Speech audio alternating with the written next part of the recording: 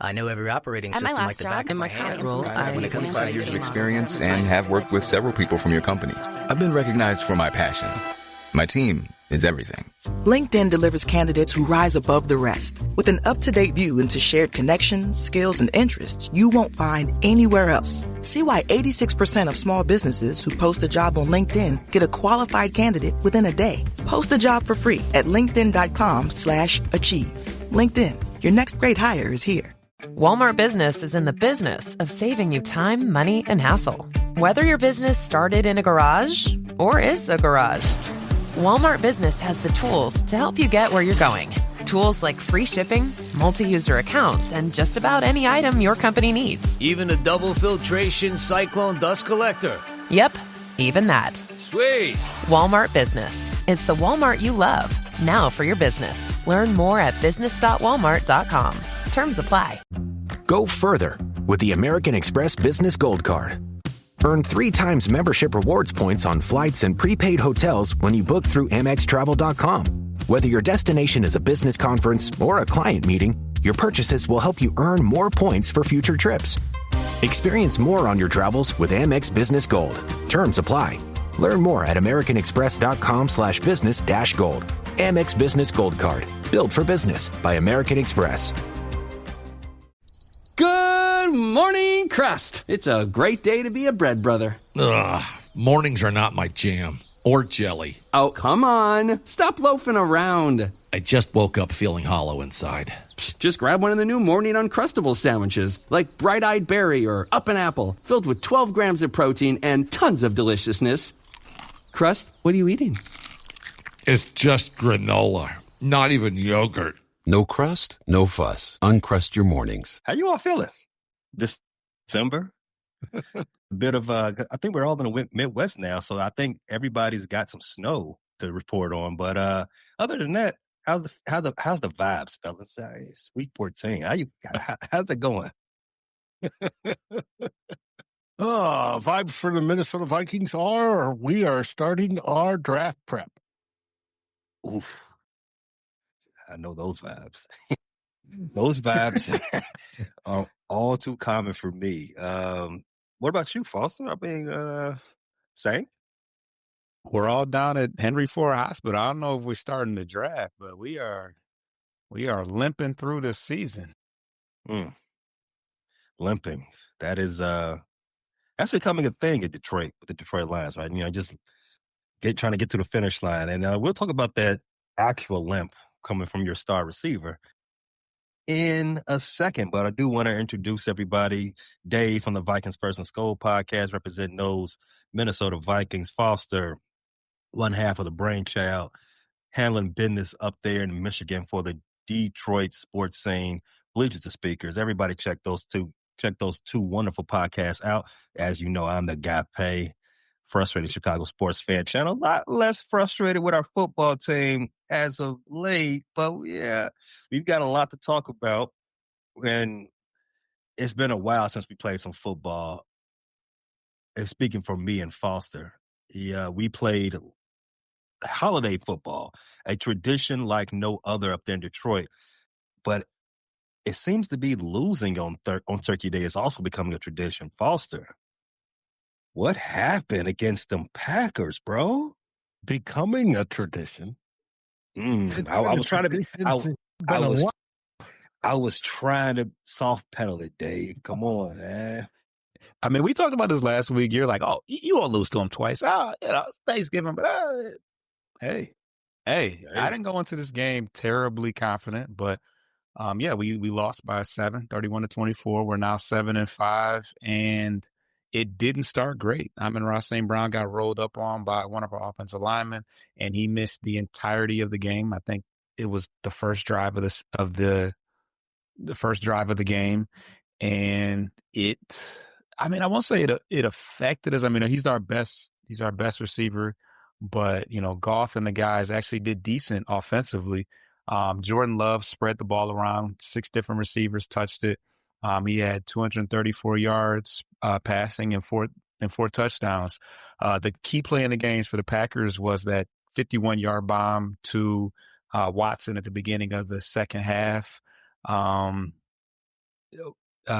Wicks, I think, had 2 touchdowns, but one of them was kind of a controversial play that people, there was some dispute about whether he got 2 feet in because he kind of bobbled it. He almost completely tore his knee. It was kind of a nasty play, but he got out of that unscathed.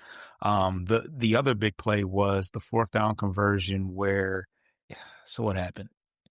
There was a timeout. There was supposed to be a delay of game because they were deep in our zone, deep in the red zone, and it was supposed to be a delay of game. The coach ran down, tried to call a timeout. They gave it to him.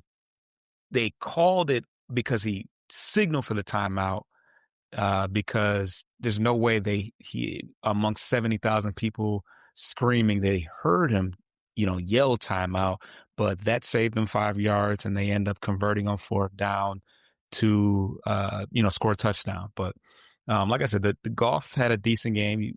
He went 20 for 26, 256 yards. This is all without Laporta. This is all without Brown. This is all without Brock Wright. A lot of weapons were missing, but Jameson Williams stepped up. He had 7 receptions, 144 yards, a touchdown, and a couple unsung heroes. Tom Kennedy, and Isaac Tesla actually had a reception that didn't result in a touchdown. He did end up scoring a touchdown, but he had a big reception that wasn't a touchdown. I think every reception up until that point had been a touchdown, but so we had some guys step up. Gibbs had just a decent game.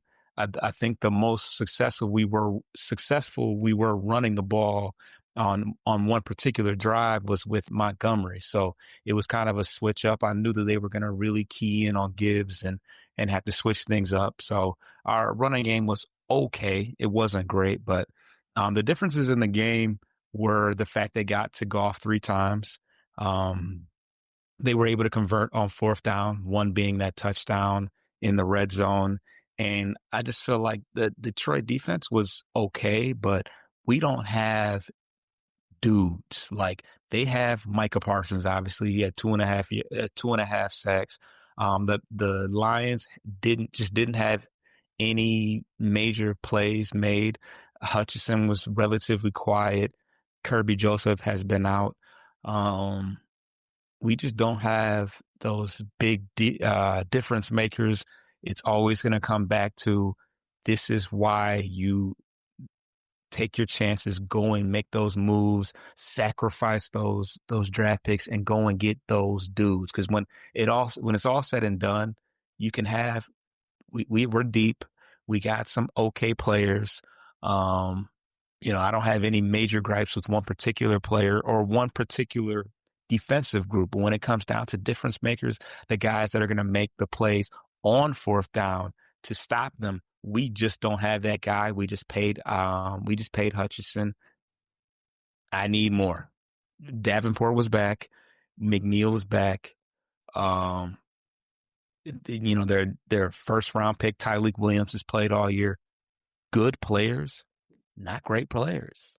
I think, especially when we talk about the Packers, I think one of the things that get lost is in their defensive discussion is that they try to do that thing that Dave talked about last week for Brian Flores, and coming out of the Bill Belichick school of thought, take away the thing that you love and cherish the most.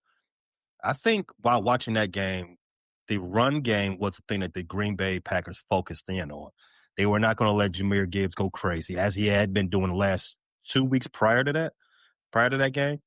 They bottled him up. You said he had a decent game. I had him in my parlay. I was definitely expecting more out of him. Did not happen. Did not kick off my Thanksgiving the way I would like it to, but story for another day. But coming back to Jameson Williams and he looked like WR1, and that was because Amon St. Brown was out. What's the update on that? He's questionable, but he's not practicing right now. So, it was a pretty nasty injury. I expected him to try to give it a go in the second half. But it looked pretty serious. I'm encouraged to see that he's not hurt any worse than he is.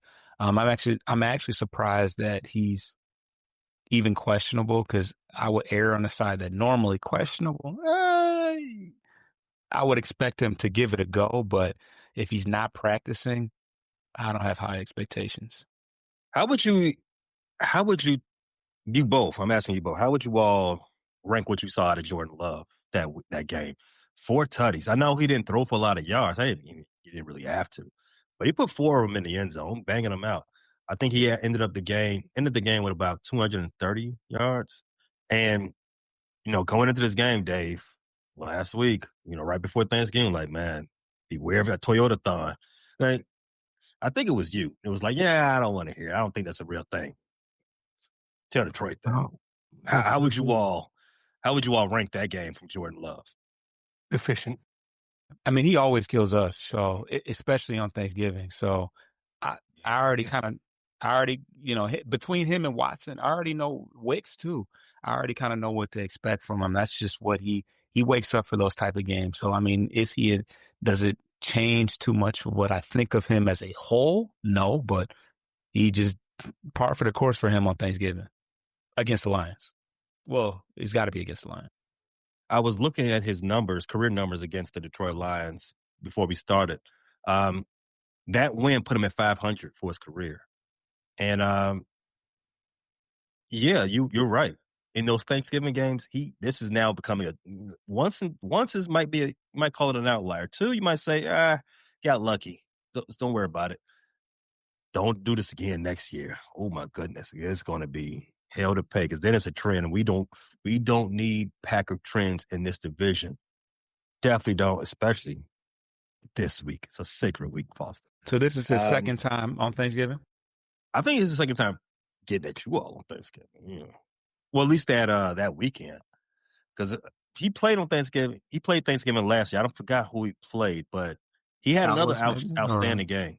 Probably Cowboys. They deserved it. I didn't realize Jordan Love is just a 500. Before we come to you, as you played for his career or against Detroit? Career. Just Detroit, I think. Or is it career? I don't know. He is. No, the stat that I was referencing was his career versus Detroit. He's talking about now Detroit. 4 for 4. Well, he lost 2 last year, so we know that. Mm-hmm. Unfortunately, after that game, also, now that he's 500 against Detroit, now he is also, him and the Packers are now 3-0 in the division. Again, buck stopping soon on that.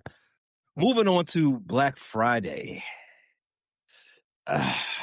Your Chicago Bears, the number 1 team in the division, did have to play a very special game on Black Friday. I think first in the NFL's history where it was actually dedicated game for Black Friday. Bears faced the 8-3 Bears faced the 8-3 Philadelphia Eagles in Lincoln Financial Stadium, and left with their entire manhood in a city of brotherly love, because they took it from them. Read my lips. The Bears walked in that stadium and walked out with everything that they had. They ran them pockets. RTTJ, run the jewels. Give me all that. Bears literally ran down their back. 200-plus rushing yards against the defending Super Bowl champions. The Bears dominated that game beginning to end. A lot of the naysayers, shout out to, I can't think of his name right now, the ESPN podcaster. A lot of the naysayers had said the Bears going into that game, they're getting out by the skin of their teeth. Yeah, okay. How about that game for you? Again, dominated from front to back. The Packers, I'm sorry, I'm getting ahead of myself. The Eagles had no answers for what the Bears brought out there to the table. You saw an efficient game from pretty much almost everybody. Welcome back, Kyler Gordon. Welcome back, Jalen Johnson. Jalen Hurts didn't want to look towards Jalen Johnson's way too much that game. He looked like, blanket man's back. I'm not going over there. I think Jalen Johnson saw all but 3 targets in that game. Kyler Gordon, he was that chess piece that Dennis Allen's been waiting on all year long. All around the formation, flashing out, corner screens. Corners corner blitzes. I think he got sent 4 times, and from different angles on the defensive line. But the story of that game isn't really the running backs. It's the offensive line.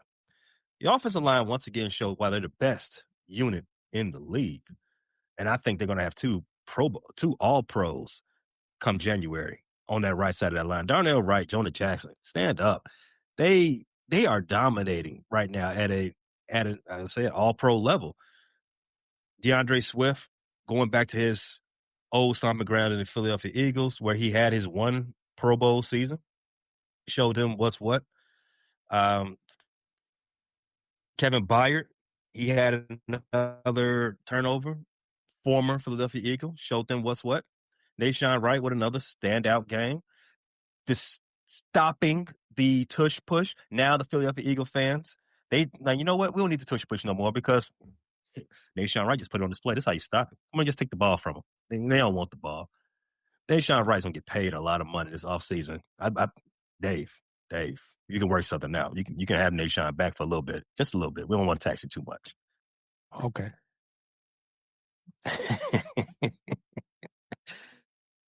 Yeah, but it's a lot to talk about for that game. The Bears outclassed the Philadelphia Eagles up and down that field.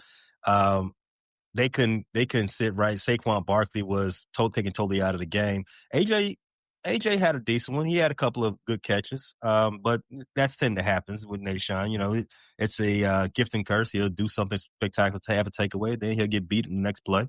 It happens. But now the Bears come out of that game 9-3, and after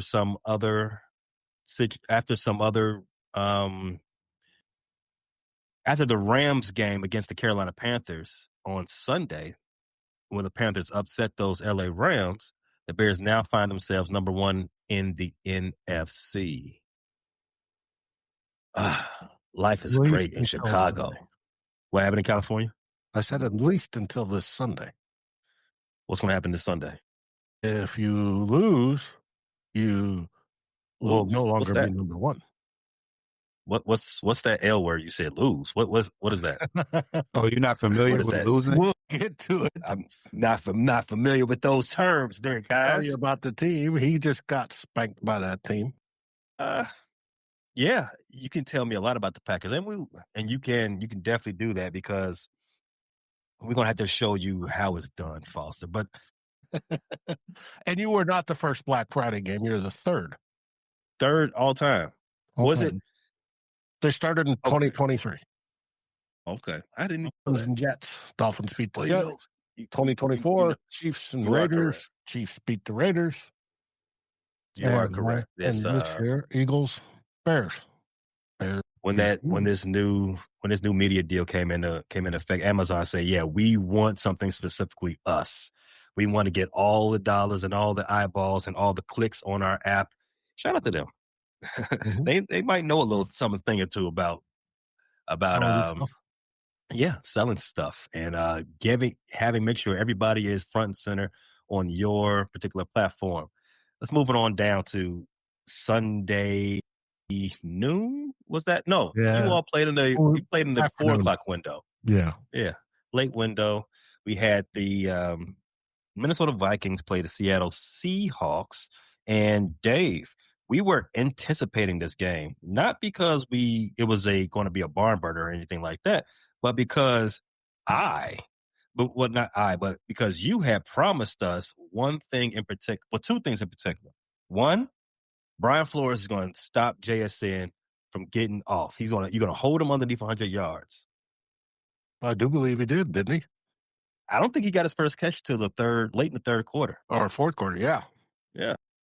Excellent job. Excellent call there, Dave. I like the Svengali that you had. But there was another thing that you said last week when we did this show. Could they? Yeah. But I fully expect Max Brosmer to be adequate and better than J.J. McCarthy's been playing. And that, to be better, is a low bar. It is a low bar, but I don't even know who Max Brosmer, where he went to school. I love how my video quality went up. How was the Brosmer experience there, Dave? Oh, God, it was horrible. He lowered the bar. As Andy Yeager said, even Tyler, what's his face from the Cardinals could drink at it. It's so low. He threw 4 interceptions. 4. Didn't score a single time. It was miserable. Now, what he did versus what J.J. McCarthy does is J.J. McCarthy seems to be slow at processing because he's making sure all his footwork's right, all this blah, blah, blah, blah, blah. Well, Max was quick at processing, too quick. And he'd zip the ball and the receivers weren't there. And it was miserable day. Now, the whole idea of the game was, how would Sam Darnold do against his former team? Sam Darnold didn't do squat. It was our defense played respectable the whole game. But as usual this season, they're playing close to 40 minutes of the game, and they're just wore out by the fourth quarter. And why? Because we have ineptitude on offense. It's everybody and their brother are calling for people to be fired. From fire everyone down to, fire the O-line coach or fire this coach or that coach or the health and welfare guys or whoever it is. Fire the ball boy. Just fire somebody. No. None of that's happened. Not after last week. It's getting close. People's backsides are getting warm, but it is what it is. Luckily, though, J.J. McCarthy has no concussion symptoms as of Tuesday, according to Kevin O'Connell, which means he'll play. How you feel about that, Dave?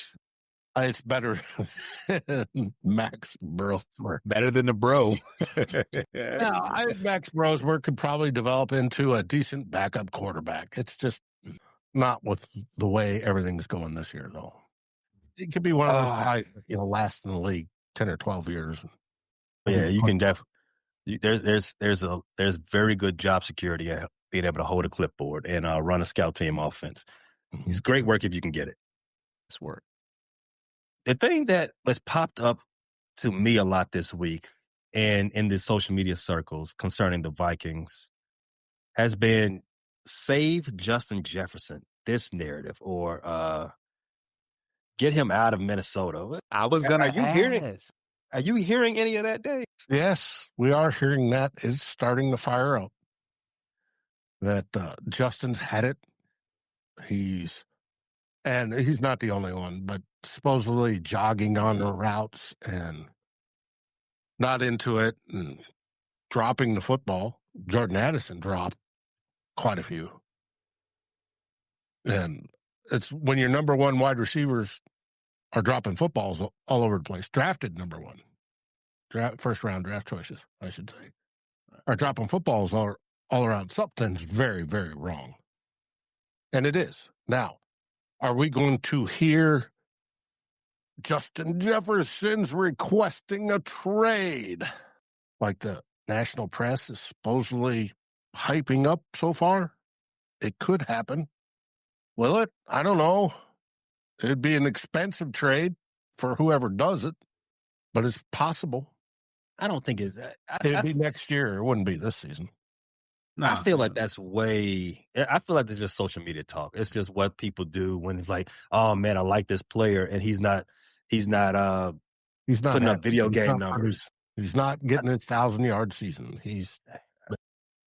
I feel like people read in too much into bad body language because it's cameras everywhere. Yeah, can his body language be better? Sure, but does that mean he really wants to get out? It's his first real test of adversity with the Minnesota Vikings. He's been lights out his whole career, no matter who the quarterback is. And now because he's got, what's his name as his quarterback? J.J. McCarthy. Or and the Max and Max Brosner, Carson Wentz. Yeah, because he had a good time with Darnold, right? That was all fine and dandy. Well, yeah. Well, Sam Darnold was great.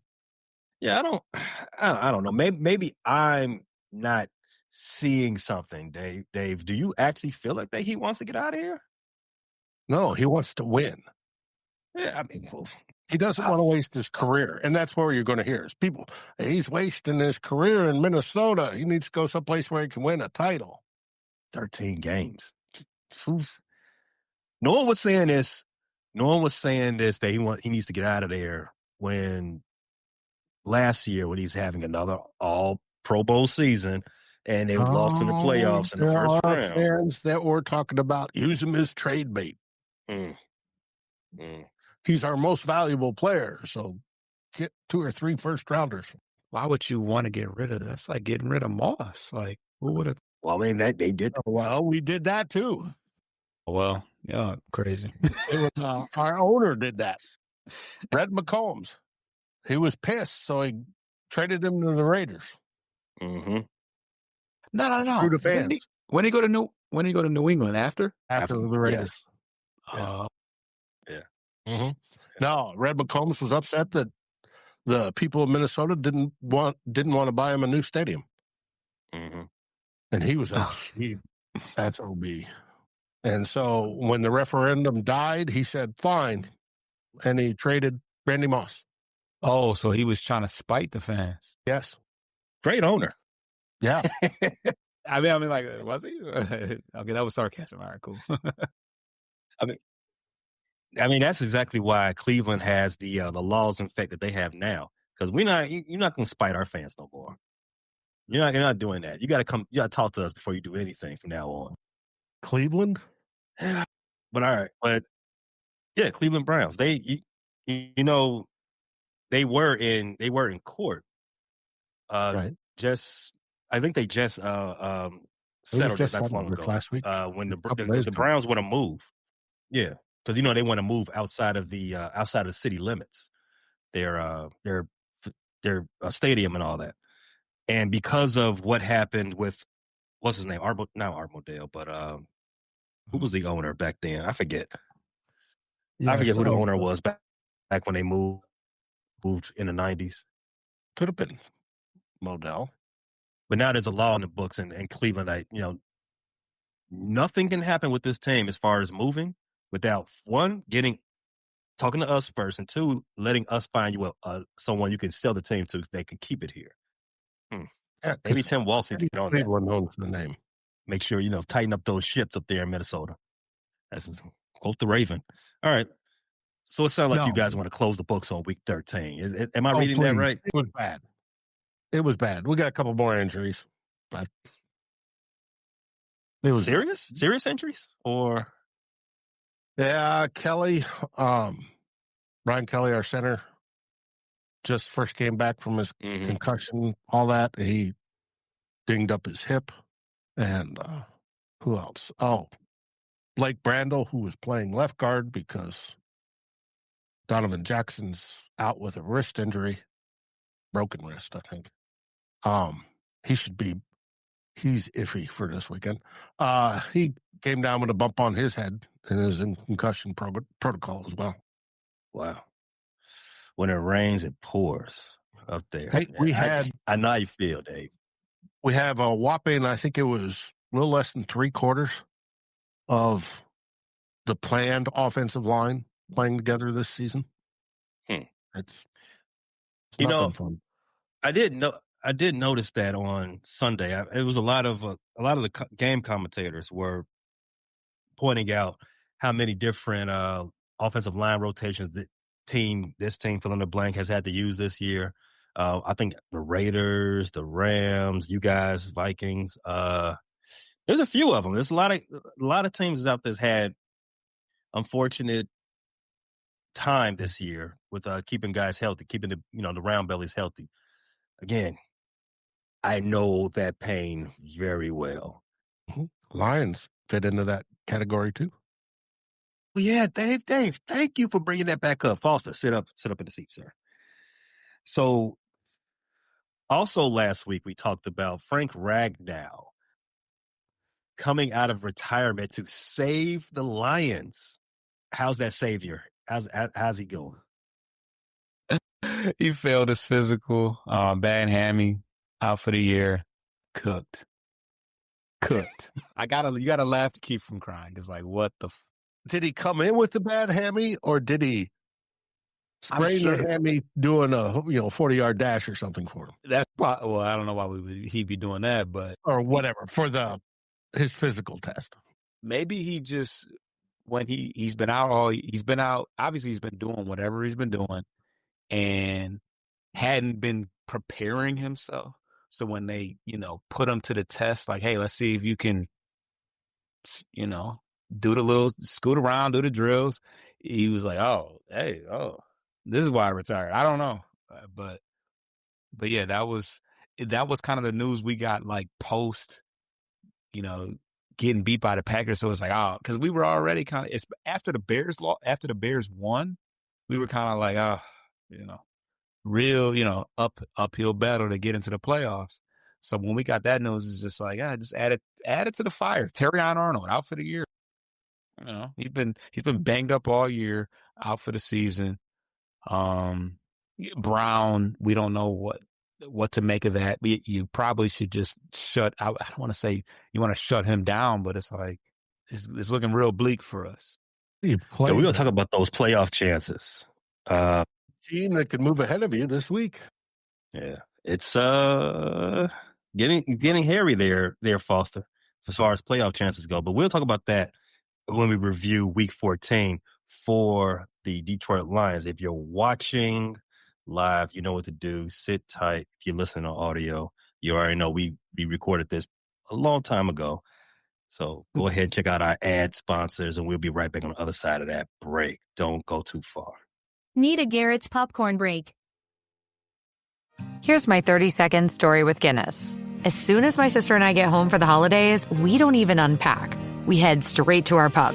The bartender already knows our order, Guinness and fries. We laugh all night, catch up with old friends, and walk home with faces sore from smiling. It's one of my favorite nights of the year. That was my 30-second story with Guinness. Guinness Draft Stout. Please enjoy responsibly. Imported by Diageo Beer Company, USA. New York, New York.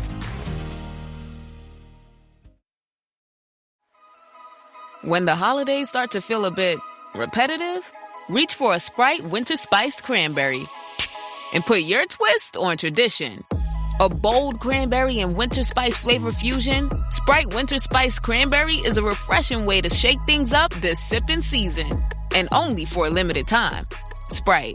Obey your thirst. Thursday Night Football is on, and it's only on Prime Video. Wide open, touchdown. This week, the Dallas Cowboys and Detroit Lions face off in a high-octane clash. Look at this. It's on the money. Coverage begins at 7 p.m. Eastern with football's best party. TNF Tonight, presented by Verizon. Not a Prime member? Not a problem. Simply sign up for a 30-day free trial. It's the Cowboys and Lions, Thursday at 7 p.m. Eastern, only on Prime Video. Restrictions apply. See Amazon.com/Amazon Prime for details. This episode is presented by State Farm. Having insurance isn't the same as having State Farm. It's like needing the protection of an offensive guard on the football field, but getting an elementary school crossing guard. Sure, they're both guards, but you can only trust one to keep your quarterback safe when the game is on the line. So don't settle for just any insurance when there's State Farm. Like a good neighbor, State Farm is there.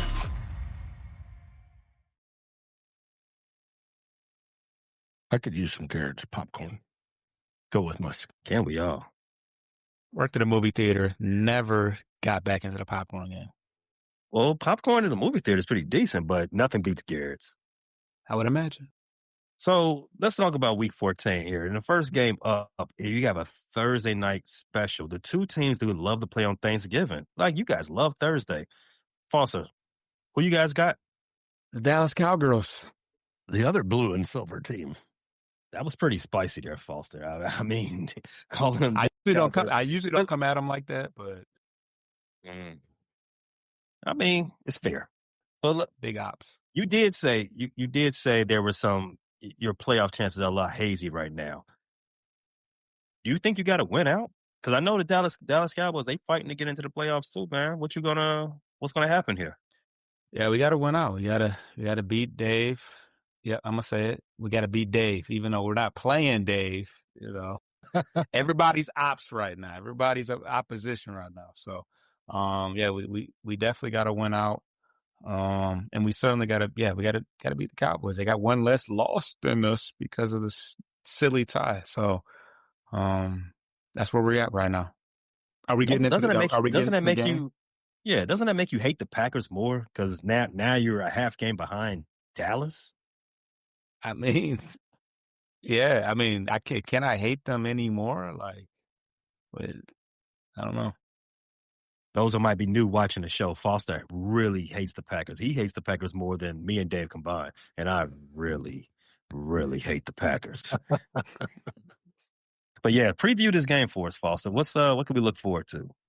Well, I mean, they're coming off a big win on Thanksgiving against the Kansas City Chiefs. They were down 14-0 early and, clawed their way back. They have, Dak Prescott. We'll see how the end of the season goes. I'm not gonna lie. I follow the Cowboys pretty avidly, and he tends to fold under the pressure, and he's been looking like an elite quarterback this year, but, yeah, they have the number one passing attack in all of football, and their biggest and they have a really strong offensive line that protects them really well, but their defense is awful. They've upgraded a little bit. They traded for Quinnen Williams. They got Jadeveon Clowney. They have a former Detroit Lion and James Houston. So that's what they have as far as the pass rushing is concerned. But they have a balanced attack on offense. They got two really good receivers in CeeDee Lamb and George Pickens, and Javonte Williams is not too bad at the running back position. So I'm seeing a shootout. I don't know what to expect from the defense. I'm not gonna lie, we kicked the ish out of them last year on all fronts, but every season is new. So this is definitely a must-win game for us. Our backs are against the wall, so we'll see how things go. As far as the injuries are concerned, Graham Glasgow has returned to practice. Terrion Arnold is out for the year, as I said, so we're going to have to figure out who's going to. Amik Robertson's back on the outside, which is a very mixed bag. He makes some really, really great plays, but he often gets burned. Who was he guarding last week? I think it was Dobbs. But yeah, DJ Reed has looked pretty good in his return from the hamstring injury. But like I said, it's a mixed bag with him. It's a mixed bag with Amik Robertson. Brian Branch is back there, but Kirby Joseph is up in the air. He's got I think he's got a bone bruise that Campbell's basically saying that he's just going to have to play through. It's not going to fully heal. It's not career altering. He's not out for the season, but he's going to have to just thug it out through a little bit. So we don't have that security blanket on the back end that has helped us a lot against the Packers in their deep passing attack.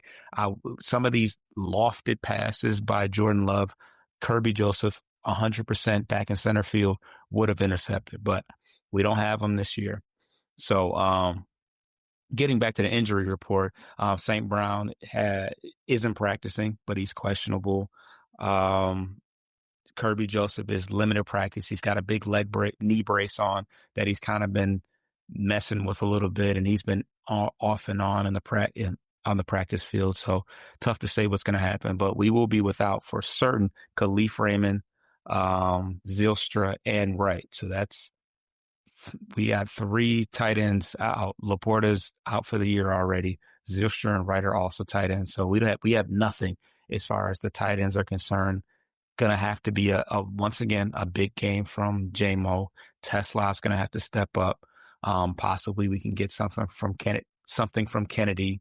Cool. He's pretty much a glorified practice squad player. And hopefully we can find a way, because the play calling has been iffy. Goff has been pretty steady all game. He's not going to get out the way of anybody that's running at him as far as the pass rush is concerned. But if you can create a comfortable pocket for him, he's going to pick apart whatever defense. He certainly should be able to pick apart the Cowboys secondary. Their secondary is looking washed. Deron Bland, Diggs, they're just not very good. But yeah, J-Mo's going to have a big game for us to win, because it's going to be a shootout. I don't know what to expect from the defense, because the pass rush has been very shaky as of late, and the Cowboys have a pretty good offensive line. They normally do.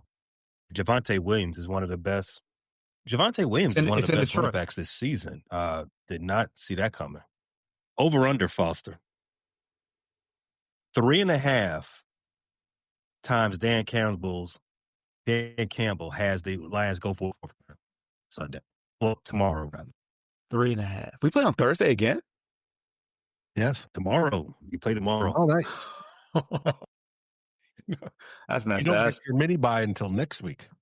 3.5 in Detroit. Yeah, he's gonna let it all hang. Hey, yeah, at this point, yeah, dude, put it all on the table. 3 over on that. There If you was want playoff standings, yes. No, I mean, there's some thought that Dan Campbell's over aggressiveness this time around has cost you all the season. I mean, where are you at with that? That's I mean, that's always been a thing. Even when we lost the 49ers 2 years ago, that was a talk. So that's never wavered. But you live out a gun, you die by the gun. Well, the Lions are right now 8th in the NFC, which is 1 game out. So we're behind the 49ers, right? Right. They're 7th. They're the last spot. But they have 9 wins, right? Right. They do. So you said, 1 game back. We only have 7. Well, you're 1 spot back. I see what you're saying. And Dallas is 9. If Dallas wins, they leapfrog you. Well, we're cooked if they beat us. Well, not mathematically. Not mathematically, but I'm talking about on some the chances of us winning out after that, after playing a Bears team that's going to be probably, still scorching hot, and the Vikings, I guess we can beat the Vikings. I don't know. Stop, Foster. You said stop. They already beat us. We're going to Minnesota. I mean, I understand that they just don't have a quarterback, but I knew that at the beginning of the season. It's a pretty important position to have. No. And they beat us with that non-quarterback. And we both. We both. What the hell? That's what's going to save his job. Oh, you beat the Bears? You beat the Lions? Oh, yes. Hey man, those rivalries in college football, rivalries are more important than playoffs in a lot of states. But yeah, I mean, man. The NFC North too, and we gotta, not at that. Did that help? Did that help? I want to see lose every game. Well, yeah, as fans, but your job, I don't know about that. The Packers. But Justin Fields' record versus the Lions probably pretty good. No, his performances versus the Lions are pretty good. His record, shitty.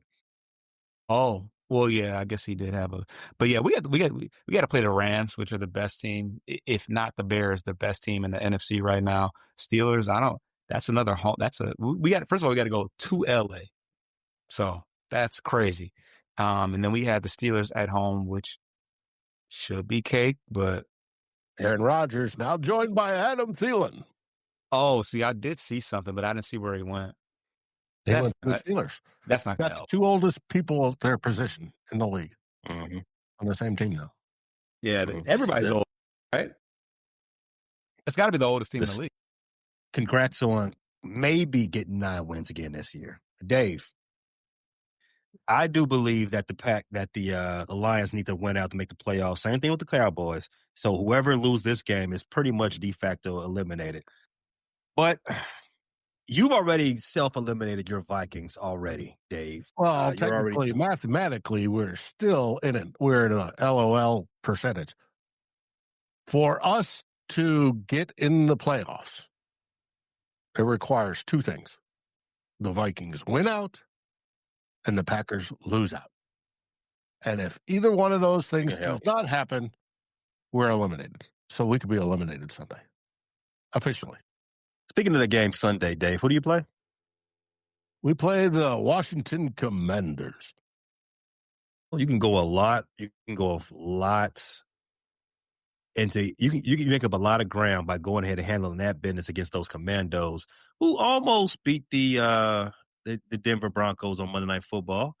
But Dave, what's the plan there? How are you all going to take away their best? What is the Commanders' best, Dave?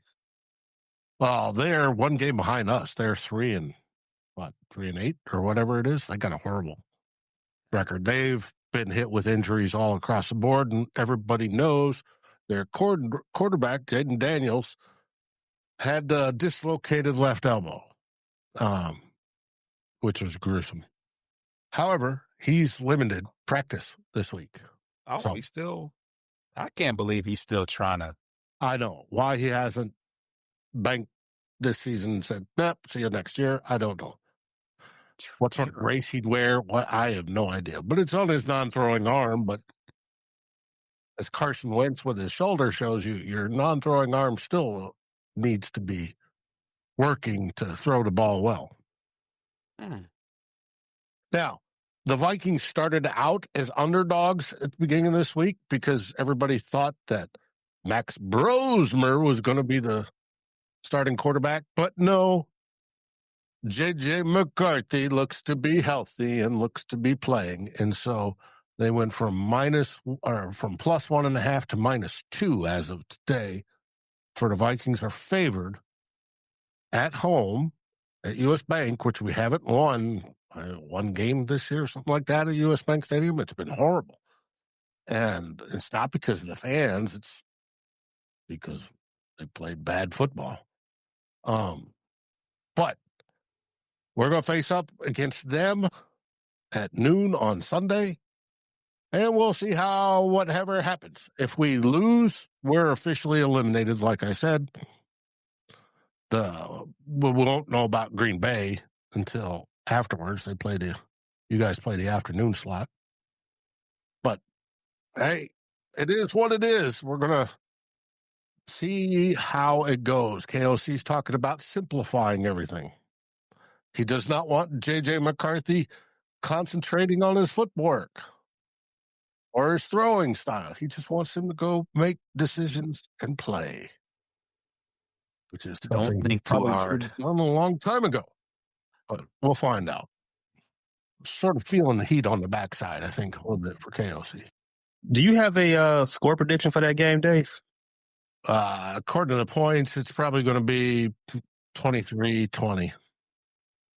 That many points?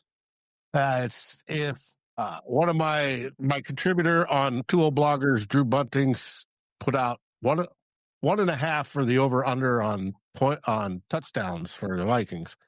I said we're going over because it's going to be a bounce back game. Fans are giving up on the season, so they're going to come out and look good. The reverse psychology thing. Good luck to you. It is what it is. Like I said, Vikings First and Skull is already starting to shift to draft coverage. No, come on, already. We haven't officially, but we are in the process. We are prepping for it. Yes, we are. It's the earliest we've done in years. I would think so. I mean, absolute years. We don't have these bad seasons. Our bad seasons are where we're battling around 500. Not 4-8. There's still time. There's still time. You got 4 wins left. You can get to 5. Well, 17 games in the season. Yeah. Yeah. But, hey, and you talked about no rivalries. The Wilfs, our owners, there is certain games they want to win every year. They will fire coaches afterwards. And that is Green Bay. They could lose to the Lions. They could lose to the Bears. But if you lose to Green Bay, that totally pisses them off. So there are rivalries in the NFL. Yeah, there are. Yeah, for sure. Now, the oldest rivalry happens to take place Sunday afternoon, and it involves those Green Bay Packers. That was good. That's right. That's right. The oldest rivalry is this Sunday, coming with the Bears and the Packers. And shout out to my boy Campo. No one hates the Packers more than we do. We can't stand them guys, and we're going to show you exactly what we're going to need to do to them guys up and down that field on Sunday. Foster, you talked about we talked about while you're doing your review.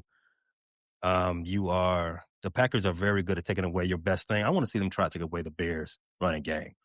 150 yards per game, second in the league, destroying everybody's opposing defense. Now, I do think the key to the game will be the front line. How do we minimize the effectiveness of Michael Parsons? You know what they say? You know why Jerry traded him? Run right at him. Doesn't stop the run very well. So you're going to have to do that. And I think that in doing that, might be also boot around him a couple of times, because I noticed in that game Thursday that the Bears were doing a lot of what do you call that? Drag plays right into the edges. Now you're going to try to switch it up a little bit, run right at them, and then try to confuse them a little bit. But get some Caleb naked boots out there. I would love to see a couple of those.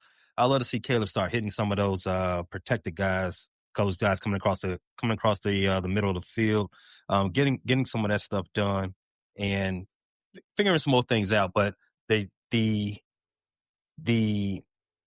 game is going to be won in the trenches, and I cannot wait to see that game. It's going to be a very, very good game, and I'm looking for Caleb to go 2-1 in his career against those Packers. What do you want? Didn't answer that? Obviously, he did. Hopefully, Caleb does go 2-1 against the Packers. Foster, you hope so? I was going to say naked boots sounds like his regular attire for some reason. They are to be a code word for something, or how are you on it? Dave, where can they find you and your show and your draft process that you're talking about? Draft process. You can find us at Vikings First and Skull. And tonight we have an Exodus and Skull show with Tyler and Luke Braun of Locked On Vikings. Tomorrow night we'll have the Real Forno show, and then Saturday we'll have two old bloggers where Darren and I are celebrating our 5th anniversary together, which happens to be today. Excellent. Foster, what about you? What's happening? We're going to even you can catch us. We got a pregame show coming up this weekend on Bleachers to Speakers. It's kind of quiet on the Tiger front right now. We're waiting for things to warm up at winter meetings. And the Pistons remain hot. Well, I won't say hot, but our record is amazing. So check us out. What do we say on the way out there, Dave? Well, I can tell you what Katie, my daughter, said earlier. She said, Bears are playing the Packers. We're Bears fans this weekend. Grandpa would be proud. We say, "Oh, Vikings." Foster, what happens? Bears 56, Packers 6. The Bears. See you all next time. Thanks for listening to this latest episode from the Frustrated Chicago Sports Fan Channel. Don't matter if you listen to this on Apple Podcasts or Spotify or watch it on Twitch or YouTube. Make sure you like, subscribe, share with a friend, hit the notification bell so you never miss a drop. And to all the guys from Chicago, we say 3 things. Bear down, go Cubs go, and sell the team, Jerry.